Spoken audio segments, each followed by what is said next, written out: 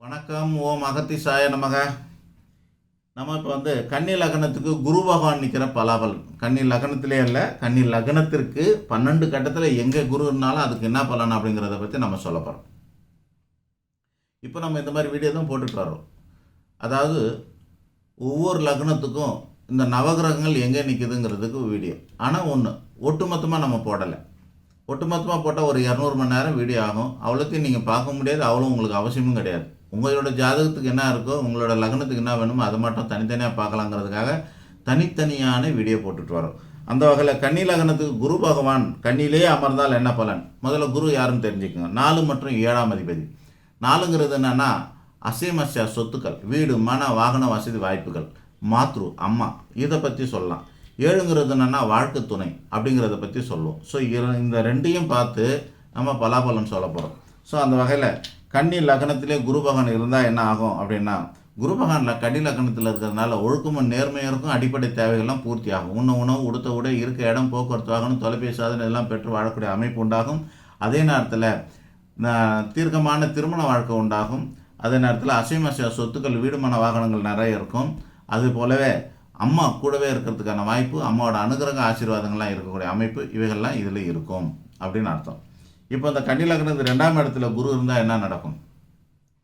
ஒன்றும் பிரச்சனை எல்லாம் ஒன்றும் கிடையாது. தனம், கல்வி, குடும்பம், வாக்கு, கண் பார்வை இவையெல்லாம் பிரமாதமாக இருக்கும். குடும்பத்தில் பெண் அமைகிறதுக்கான வாய்ப்பு, குடும்பத்தில் தாயாரோட அனுகிரகம் நிறைய இருக்கும். குடும்பத்துக்குன்னு சொத்து சுகங்கள் இருக்கும்னு அர்த்தம். அடுத்ததாக கன்னி லக்னத்துக்கு 3ஆம் இடத்துல குரு பகவான் இருந்தால் என்ன பலன்? இளைய சகோதர யோகம் உண்டாகும். ஆனால் கொஞ்சமான அளவில் திருமண தோஷம் உண்டாகும். இளைய சகோதர யோகம் உண்டு, கொஞ்சமான அளவில் திருமண தோஷம் உண்டு. அசைமசையா சொத்துக்கள் உண்டு, தனக்கும் உண்டு, தன்னுடைய சகோதரர்களுக்கும் உண்டாகும். குரு பகவான் 3ஆம் இடத்துல இருந்தால் நன்மை தான் அதிகம். அந்த குரு பகவான் 4ஆம் இடத்துல இருந்தால் என்ன ஆகும்? ஒரு பக்கம் கேந்திராதிபத்திய தோஷம் ஏற்படும். இன்னொரு பக்கம் அம்ச யோகன்ற ராஜயோகம் ஏற்படும். ஏன்னா குரு பகவான் அங்கே ஆட்சி பெற்றிருக்கார். ராஜயோகம்ங்கிறதுனால அரசாங்க உத்தியோகமோ அல்லது ராஜா போல சுக சௌகரியமாக வாழக்கூடிய அமைப்பு உண்டாகும். வீடு, மன, வாகன வசதி வாய்ப்பு, சுக சௌகரியங்கள்லாம் பெற்று வாழலாம். மேற்படிப்பு, உயர் படிப்புங்கிறத பெற்று வாழக்கூடிய அமைப்பு உண்டாகும். கன்னி லக்னத்துக்கு 4ஆம் இடத்துல இருக்கிற குரு பகவான் அமோக சுகபோகங்களை கொடுப்பார். திருமண வாழ்க்கையும் சிறப்புற அமைச்சு கொடுப்பார். ஒழுக்கமான மேன்மையான குடும்பத்திலேருந்து வாழ்க்கை துணை அமையும். அடுத்தது குரு பகவான் 5ல் இருந்தால் என்ன ஆகும்? கன்னி லக்னத்துக்கு 5ஆம் இடமான மகரத்தில் குரு பகவான் இருந்தால் என்ன ஆகும்னா, அந்த இடத்துல குரு பகவான் நீச்சமாக இருக்கார். அதனால் கொஞ்சம் பாதிப்பு தான் இருந்தாலும் 4 மற்றும் 7 இருக்கிறதுனால பெரிய பாதிப்புகள் எதுவும் இருக்காது. அசைமச சொத்துக்கள் குறைவான அளவில் இருக்கும். மனைவி அப்படிங்கிறது ஒரு நீச்ச குடும்பத்திலேருந்து வரலாம், ஏதாவது பாதிக்கப்பட்ட குடும்பத்திலேருந்து அமையலாம். இந்த மாதிரியான அமைப்பு அல்லது காதல் திருமணம் அமையறதுக்கான வாய்ப்பு அநேகமாக இருக்கும் அப்படின்னு அர்த்தம். கன்னி லக்னத்துக்கு 4ஆம் அதிபதி, 7ஆம் அதிபதியான குரு பகவான் 6ல் இருந்தால் என்ன ஆகும்னா, பெரிய பெரிய பிரச்சனைகள்லாம் ஏற்படும். அசைமச சொத்துக்கள், வீடு, மன, வாகன வசதி வாய்ப்புகளில் வில்லங்கம் பிரச்சனைகள் ஏற்படும். அமையாமல் போகலாம். மனைவியோட வாழ முடியாத அளவுக்கு பாதிப்புகள் ஏற்படலாம்.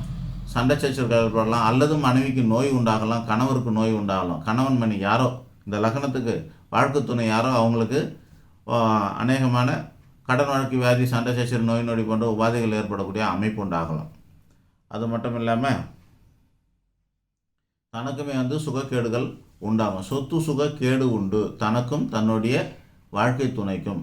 இது லக்னத்துக்கு 6ல் இருக்கிற குரு பகவான் செய்யக்கூடியது கன்னி லக்னத்துக்கு.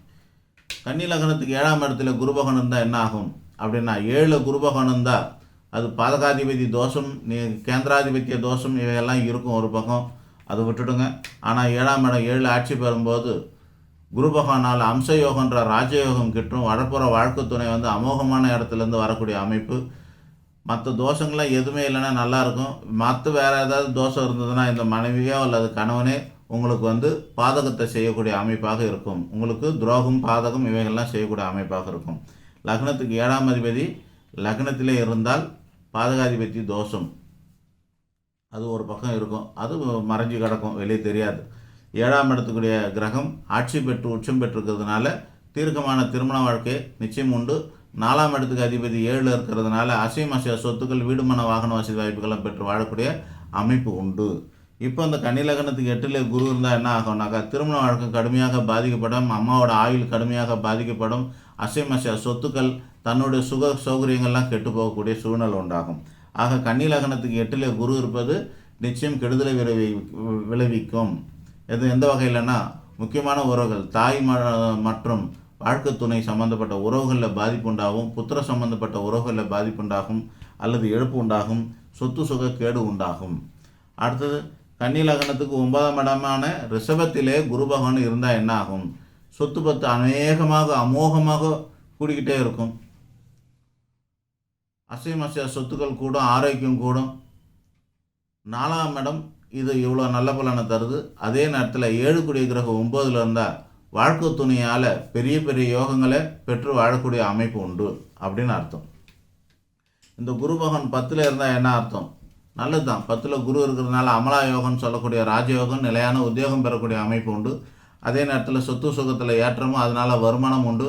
வாழ்க்கை துணையினால் ஏற்றமும் வருமானமும் உண்டு. ஆக 10ல் குரு பற்பல ராஜயோகத்தை தரும்.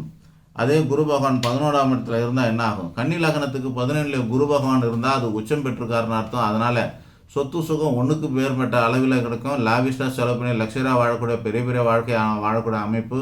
வாழ்க்கை துணையும் அதே முறை பெரிய இடமான வாழ்க்கை துணை பெற்று வாழக்கூடிய அமைப்பாக இருக்கும். 12ஆம் இடத்துல இருந்தால் என்ன ஆகும்? கன்னி லக்னத்துக்கு 12ல் குரு அசையும் அசையா சொத்துக்களால் இழப்புகள் ஏற்படும். ஆரோக்கிய சீர்கேடால இழப்புகள், காலவரையும், தனவரையும், பொருள் வரையும், தன்னாலையும், தன்னோட வாழ்க்கை துணையினாலும், தன்னோட தாயாராலையும், தன்னோட உறவுக்காரனாலையும் பெரிய பெரிய விரயங்களையும், செலவுகளையும், பயணங்களையும், அலைச்சல்களையும், துன்பங்களையும் சந்திக்க வேண்டியது வரும். ஆக கன்னி லக்னத்து 12ல் இருக்க குரு நன்மை செய்ய மாட்டார். நன்றி, வணக்கம். அடுத்த லக்னத்துக்கு அடுத்த வீடியோவில் பார்க்கலாம்.